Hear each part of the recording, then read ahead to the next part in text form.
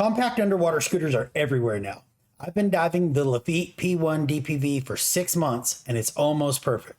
But on a dive in St. Croix, I found its limits. Let's get into it. Right now I dive the LEFEET P1 with the 100 amp hour battery. It's compact, it's lightweight, and it fits in my carry-on. That's what I love about it. But that smaller battery has its limits, and on a real dive, I found those limits fast. They do make a 160 amp hour battery, and we're actually in talks with LEFEET right now about getting one for testing. And based on what I've seen, I think it would give you more than what you'd need for a single tank dive. But I haven't tested it yet, so I can't say for sure. So here's what happened. We were diving under the Frederiksted Pier in St. Croix, which is an awesome dive, by the way. And halfway through the dive, we turned the dive and the DPV still showed to have over 50% battery remaining. And my Garmin said that I'd used about 1/3 of my air. But on the way back to shore, the DPV suddenly dropped into low power mode or limp mode. And what was weird is it did it kind of unpredictably compared to my past dives. And now I was moving slower, but still burning air. So what started as a casual return became a slow motion surface tow. I did an early safety stop, then used the DPV in limp mode on the surface, but it meant running my tank lower than I like just to compensate for the slow pace.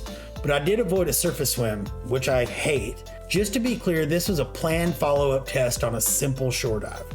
I had plenty of gas, shallow water, and knew my exit was guaranteed. The small battery lasts about 45 minutes in real dive conditions, and it doesn't die all at once. It goes into limp mode once it hits around 25%, and it seems to be really hard to predict where it's gonna go into limp mode at. Now you're slower, you're less efficient, and potentially a long way from your exit. This wasn't a panic situation for me because I was on a shore dive with plenty of margin.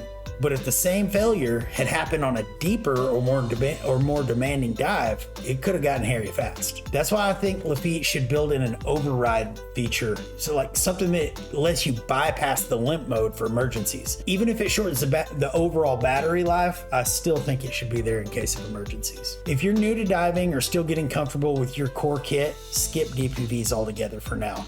It's just one more thing to track.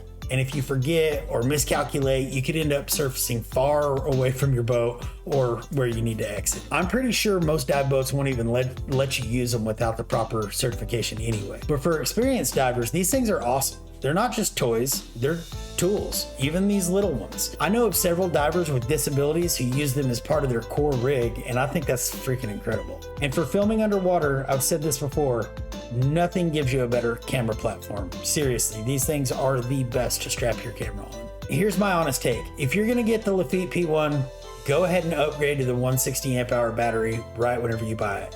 You'll get more bottom time and you'll have margin built in. And the small form factor is still there even on the larger battery pack, so you can still pack it in your suitcase to travel. If they add that limp mode override, it'd be just about perfect. I want to know what you think about the P1 and DPVs in general, so drop it in the comments. If you have questions, leave those in the comments too. If you enjoyed this, smash that subscribe button, and if you want my personal pick for what to watch next, click this video right here. If you're new to the channel, here's something awesome. We had real treasure underwater. We call it the hunt. If you find one of our coins, you win actual high-end dive gear from brands that we trust. You can check out those treasure drops and clues on where to find them right here on the channel. The hunt is on. Man, I am freaking starving.